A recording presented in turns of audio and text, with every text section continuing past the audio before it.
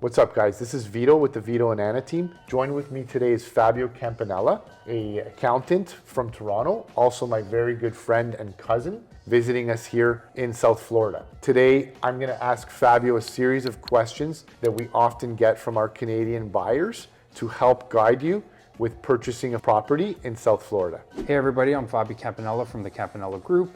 We are a tax and financial advisory firm in Oakville, Ontario, and I'm here with my cousin, Vito Labalestra, who's a realtor extraordinaire in South Florida, and he's gonna help me understand the best process to get an investment property in South Florida for a Canadian.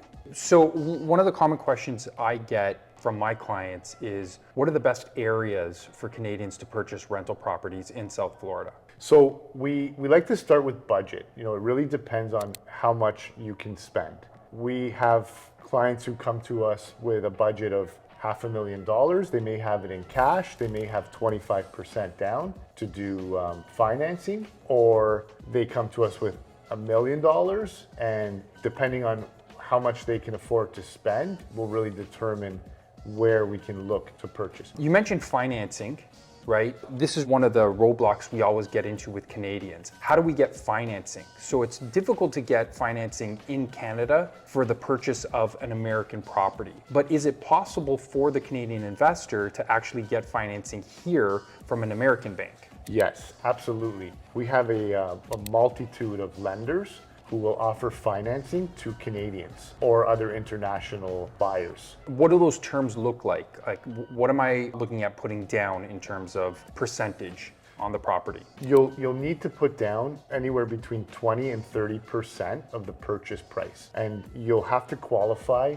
based on your personal income or the income revenue of the rental property. And does that make a difference the type of property it is? Like, for example, let's say I purchase a single family home and I put a long-term tenant in it versus, I don't know, buying a 12-plex apartment building. Is one going to be commercial financing, the other is going to be traditional home financing? Yes, traditionally anything over 4 units in a multifamily is considered commercial and would be structured very differently than a single family home or a 1 to 4-plex units, which are considered residential. So from a real estate investing perspective, I know myself and my clients were always worried about cash flows, right? So if I am putting, let's say 30% down, which I think is a reasonable down payment, and I put a long-term tenant into a single family home here in South Florida, should I be expecting a positive, negative, or break-even type of cash flow? With a 30% down payment, it's not unheard of to have a positive cash flow investment property. So what does the qualification process for a mortgage here for a non-resident look like? They'll gather your personal information, things like income, the property information, potentially do an appraisal. For an income property specific, they will look at the rental revenue, and in most cases, if the rental revenue is able to cover the mortgage payments and all of the other payments like taxes, insurance, interest, etc., they will approve you based on that. Of course, you'll need to be credit worthy and have the appropriate down payment. Okay.